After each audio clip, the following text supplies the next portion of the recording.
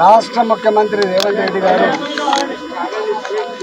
ఎన్నికల ముందు మాట్లాడిన మాటలకు ప్రజలు కదిలిపోయి ఈయన సమాజ ఉద్ధారకుల్లాగా కనబడుతున్నాడు.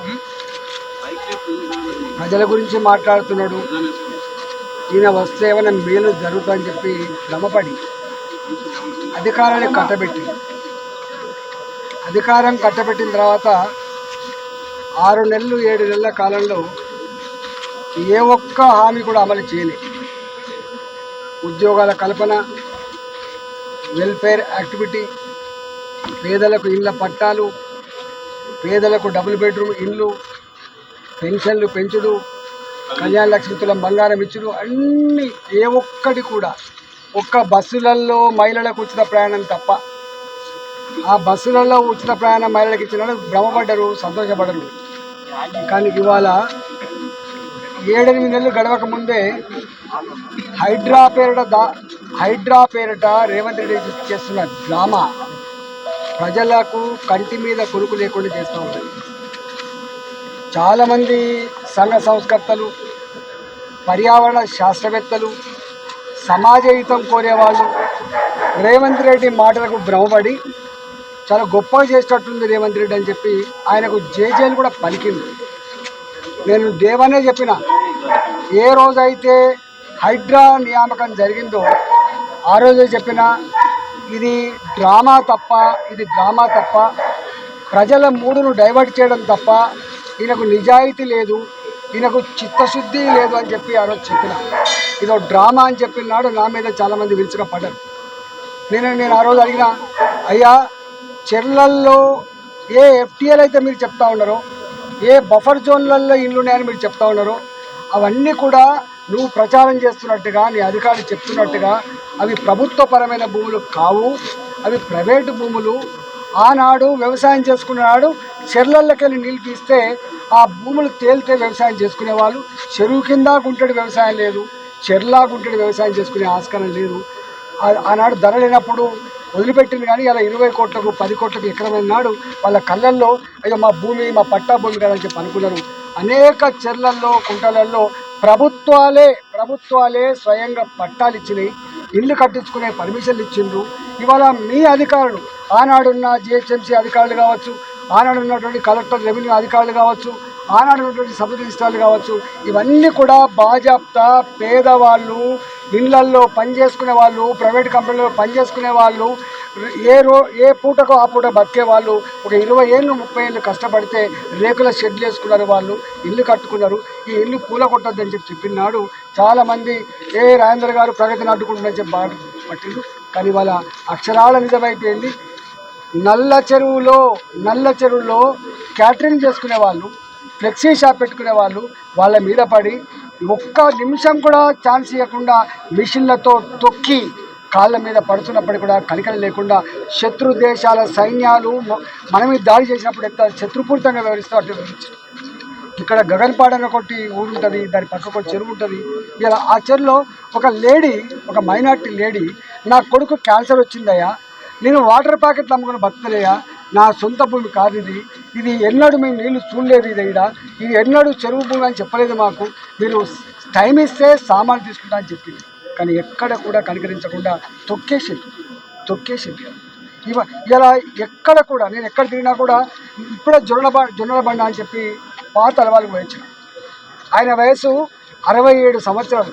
అయ్యా నేను ఇక్కడే పుట్టిన, మా తాతల కాలం నాడు 100 ఏళ్ల క్రితమో 120 ఏళ్ల క్రితమో ఈ జొన్నల బండ కాడికి వచ్చి బండ కొట్టుకొని బతికిండ్రు. ఈ భూమి సర్ప్లస్ ల్యాండ్ అని చెప్పిండ్రు.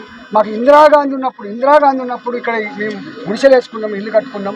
ఎన్టీ రామారావు వచ్చినప్పుడు మాకు ఇవి పట్టాలు ఇస్తా అని చెప్పిండు. ఇప్పుడు 70 ఏళ్ళు అవుతుంది సార్, మేము 78 ఏళ్ళు అవుతుంది. ఇవాళ వచ్చి మార్కింగ్ చేసి మా ఇల్లు కూలగొడతా అంటున్నారని చెప్పి వాళ్ళు 4 రోజుల నుంచి పొయ్యి మీద కుండ పెడతలేరు.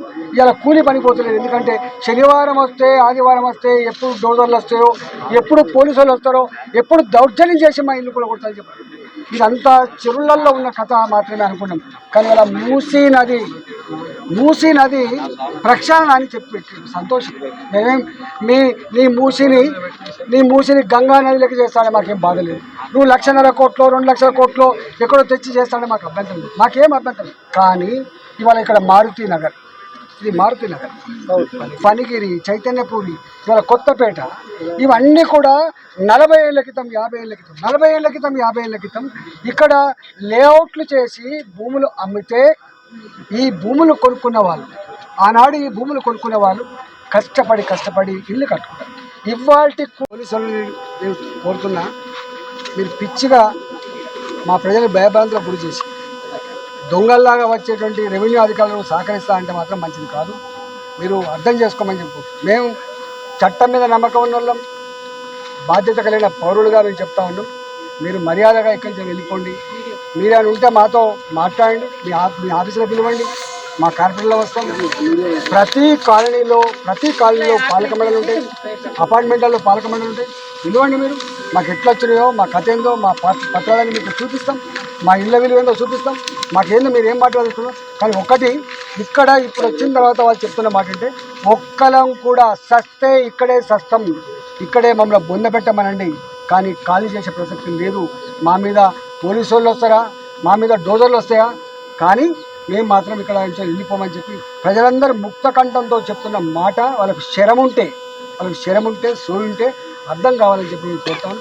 మూసిన నువ్వు అంటున్నా హెల్త్ డిపార్ట్మెంట్లో పనిచేసే వాళ్ళకు జీతాలు లేవు. 6 నెలల నుంచి 3 ఏళ్ళు అవుతుంది. సర్పంచ్లుగా ఉన్న వాళ్ళు ఊర్లలో పనిచేస్తే పైసలు లేవాడా? ఇలా జీతాలు లేవు. మా మున్సిపల్ స్టాఫ్కి జీతాలు లేవు, మా గ్రామ పంచాయతీ సిబ్బందికి మందులు లేవు. ఇలా జిహెచ్ఎంసీలలో పనిచేసిన వాళ్ళకు బిల్లులు రాకపోతే బ్యాంకులలో కుదబెట్టుకొని బ్యాంకులలో అప్పు ఇప్పించేటువంటి దౌర్భాగ్య పరిస్థితులు. రేవంత్ రెడ్డి, నువ్వు మాట్లాడుతున్నావా? నువ్వు ఎమ్మెల్యేగా సీరియస్గా పనిచేసావా? ఓ ఎంపీగా సీరియస్గా పనిచేసావా? ఓ మంత్రిగా పనిచేసే అనుభవం ఉందా? నేను మాజీ ఆర్థిక మంత్రి చెప్తున్నా, నీ ఆర్థిక వ్యవస్థ కుప్పగూలిపోయింది. అప్పుల ఊపిలో కూరుకుపోయింది. నువ్వు జీతాలు కూడా ఇవ్వలేని పరిస్థితులలో నువ్వు డ్రామా వేసి ఏదో మూసి ప్రక్షాళన 1,00,000 కోట్లతో అభివృద్ధి చేస్తాను. డ్రామా ఇది వల్ల ఎక్కడి చేస్తావు నువ్వు? ఏం చేస్తావు నువ్వు? నీతో అయ్యేదేంది? ఎంతోమంది పోయినరు, నువ్వు పోయిన నిజాం సర్కార్ అంటూనే తలకాయ వంచిండు బాబు, తలకాయ వంచిండు. ఎంతోమంది ముఖ్యమంత్రులు పోయిను, నువ్వు అల్లొకడివి. నువ్వు కూడా కాలగర్భంలో కలిసిపోతావు, జాగ్రత్త అని చెప్పి హెచ్చరిస్తావునా. పేదల కన్నీళ్లతో పేదల జీవితాలతో ఆడుకునేటువంటి ప్రయత్నం చేస్తే బీ కేర్ఫుల్ అని చెప్పి హెచ్చరిస్తాను. వస్తే ఎప్పుడు డోజర్లు వస్తాయో, ఎప్పుడు పోలీసు వాళ్ళు వస్తారో, ఎప్పుడు దౌర్జన్యం చేసి మా ఇల్లు కూడా కొడతారని చెప్పారు. ఇదంతా చెరువులలో ఉన్న కథ మాత్రమే అనుకున్నాం. కానీ ఇలా మూసీ నది ప్రక్షాళన అని చెప్పి పెట్టాడు. సంతోషం. నేనేం నీ మూసిని గంగా నదిలోకి చేస్తానే మాకేం బాధ లేదు. నువ్వు 1,00,000 కోట్లు 2,00,000 కోట్లు ఎక్కడో తెచ్చి చేస్తానే మాకు అభ్యంతరం లేదు, మాకేం అభ్యంతరం. కానీ ఇవాళ ఇక్కడ మారుతి నగర్, ఇది మారుతి నగర్, ఫణిగిరి, చైతన్యపూరి, ఇవాళ కొత్తపేట, ఇవన్నీ కూడా 40 ఏళ్ల క్రితం 50 ఏళ్ల క్రితం ఇక్కడ లేఅవుట్లు చేసి భూములు అమ్మితే ఈ భూములు కొనుక్కున్న వాళ్ళు, ఆనాడు ఈ భూములు కొనుక్కున్న వాళ్ళు కష్టపడి ఇల్లు కట్టుకున్నారు. ఇవాళకి కూడా 25 ఏళ్ళు 30 ఏళ్ళు వాళ్ళకి ఇన్స్టాల్మెంట్స్ ఉంటే ఇవాళకి కూడా ఇవాళ ఇన్స్టాల్మెంట్స్ కట్టుకుంటా ఉన్నారు. పెద్ద మనుషులు వాళ్ళు అంటున్న మాట, సార్ ఇక్కడ మేము 10 ఇళ్లల్లో పనిచేసి బతికే వాళ్ళం, మేము ఇక్కడ పోయి పనులు అమ్ముకుంటాం, మేము మమ్మల్ని తీసుకుపోయి ఎక్కడేస్తారు సారు? మా బిల్డింగ్లు చూడండి, ఈ బిల్డింగ్ చూడండి, ఒక్కొక్క బిల్డింగ్ ఎలా అపార్ట్మెంటు 50 లక్షలు పెట్టి కొనుక్కున్నాం అన్నాడు, 70 లక్షలు పెట్టి కొనుక్కున్నాం అన్నాడు. మీరు 2 కోట్లు 3 కోట్లు పెట్టి కట్టుకున్నామని వాళ్ళు ఏడుస్తూ ఉంటే వాళ్ళు అంటున్న మాట ఏంటంటే, ఇవాళ మూసీలో వాళ్ళ అధికారులు వచ్చి 100 మంది పోలీసులు, ఒకవేళ నిజంగానే ప్రభుత్వం ప్రజల పక్షాన ఉంటే, ప్రజల కోసం మేలు చేసే వాళ్ళైతే రావాలి, కూర్చోబెట్టాలి, మీకు ఇది పని చేస్తా అనుకుంటున్నాం, మరి మీరు ఏమైనా సహకరిస్తారా? మీది 100 రూపాయల వస్తువు ఉంది, మేము 110 రూపాయలు ఇస్తాం, 150 రూపాయలు ఇస్తాం, మీ ఉపాధి భంగం కలగకుండా చేస్తాం, మీ ఇల్లుకు భంగం కలగకుండా చేస్తామని చెప్పాలి. కానీ ఎక్కడ కూడా భయభ్రాంతులకు గురవుతున్నారు. ఇవాళ ఆ మూసి 60 ఫీట్ల ఎత్తులో ఇల్లున్నాయి ఇక్కడ. ఏనాడు ఒక 50-70 ఏళ్ళ చరిత్రలో ఏనాడు కూడా నా చైతన్యపూర్లో, ఏనాడు కూడా నా కొత్తపేటలో ఒక చుక్క నీళ్ళు వచ్చిన పాపాన పోలేదు. మీరు ఎలా అంటే పరిగట్టుకొని కంట్లో పెట్టుకొని పేదల జీవితాల్లో పేదల కడుపులు కొట్టే దుర్మార్గమైన పనికి ఒడిగట్టదలుచుకున్నారా? ఇవాళ మీరు మాట్లాడదలుచుకున్నారా? మేము ఇక్కడ వచ్చి గంట అవుతుంది, ఎంపీలు ఇక్కడ, మా కార్పొరేటర్లు ఉన్నారు ఇక్కడ వీళ్ళు వచ్చి ఏంటాయి అని అడిగితే మీకేం చెప్పాల్సి అక్కర్లేదు, ప్రజలే మాకు సహకరిస్తున్నారని చెప్పే మాటలు ఎంత నంగనాచి మాటలు మనకు అర్థం కావాలి. ఇవాళ తెలంగాణ ప్రజలకు నేను ఈ సందర్భంగా విన్నవిస్తాను. ఇవాళ హైదరాబాద్ నగరంలో బస్తీలు ఎవరైతే నివసిస్తున్నారో ఆ బస్తీలలో ప్రజలకు కంటి మీద కునుకు లేదు. వాళ్ళంతా 50 ఏళ్ల క్రితం 60 ఏళ్ల క్రితం కన్న గడ్డలు వదిలిపెట్టి కనిపించిన అమ్మ నాన్న వదిలిపెట్టి కన్న పిల్లలు వేసుకొని ఇక్కడికి వచ్చి బతుకుతూ ఉన్నారు. ఒక తరం కష్టపడితే ఒక ఇల్లు నిర్మాణమైంది. వాళ్ళ ఇండ్లు కూల్చి వాళ్ళకు డబుల్ బెడ్రూమ్లు ఇస్తా అని చెప్పి నంగనాచి మాటలు చెప్పి వాళ్ళ కళ్ళల్లో మట్టి కొడుతున్నారు. ప్రజలారా ఆలోచించమని చెప్పి కోరుతున్నారు. ఇది వాళ్ళ బతుకైతే ఇవాళ మిడిల్ క్లాస్ వాళ్ళు వీళ్ళంతా ఈ 2 కోట్లు 3 కోట్లు 5 కోట్లు వీళ్ళ ఇల్లు వీళ్ళు చూస్తా ఉన్నారు. బ్రహ్మాండమైన కాలనీలు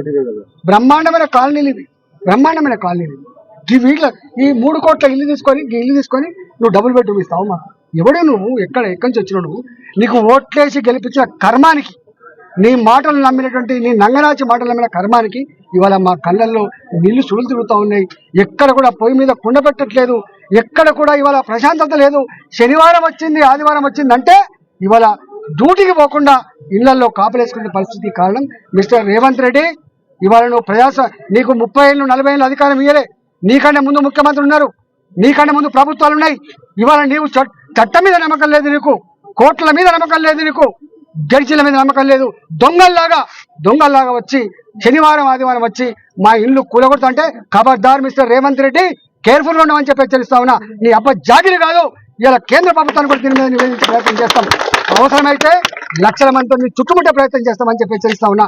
ఈ అధికారులు కూడా బాసులు ఆదేశించాలని చెప్పి ప్రజల కన్నీళ్లను పట్టించుకోకుండా, ప్రజల వేద వినకుండా, ప్రజల గోస పట్టించుకోకుండా మీరు దుర్మార్గంగా వ్యవస్థ కేర్ఫుల్ ఉండండి, జైల్లోకి పోతారని చెప్పి హెచ్చరిస్తా ఉన్నాం మిమ్మల్ని. గతంలో ఇట్లాంటి మూర్ఖం పనిచేసిన జైలు పాలైనరు ఐఏఎస్ ఆఫీసర్లు, ఇట్లాంటి మూర్ఖం పనిచేసిన ఐపీఎస్ ఆఫీసర్ జైలు పాలైనరు. ఇవాళ ఇక్కడ కూడా జైలు పాలైనరు. మీరు కూడా బాసుల ఆదేశాలని చెప్పి ప్రజలను పట్టించుకోకపోతే, ప్రజలతో మాట్లాడకపోతే, ఇక్కడ నేను ఎంపీలు ఉన్నా, ఇక్కడ ఓ ఎమ్మెల్యే ఉన్నాడు, ఇక్కడ కార్పొరేటర్లు ఉన్నారు, ఇక్కడ నీకు దమ్ముంటే ధైర్యం ఉంటే నీకు ప్రజల మీద విశ్వాసం ఉంటే మాతో మాట్లాడు, ప్రజల పక్షాన మాట్లాడదాం, కూర్చుందాం. కానీ నువ్వు నిజాం కాలంలో రజాకారులాగా మా పేదల మీద మా మధ్యతరగతి ప్రజల మీద దాడి చేస్తా అంటే కేర్ఫుల్ ఉండమని చెప్పి హెచ్చరిస్తా ఉన్నా. ఇది నువ్వు అనుకుంటున్నావు గిట్లే మాట్లాడుతూ పోతారు ఏం చేస్తారని చెప్పి అనుకుంటున్నాం. మస్తు మంది చూసినాం. కేసీఆర్ కూడా గిట్లే అనుకున్నాడు. 6 ఏళ్ళకి అర్థమైపోయింది కేసీఆర్ నైజం. పట్టుబట్టి జట్టు కట్టి బొంద పెడితే పాతాళం పోయింది. ఇవాళ నిన్ను కూడా పాతాళంలోకి పంపుతారు, గుర్తుపెట్టుకో.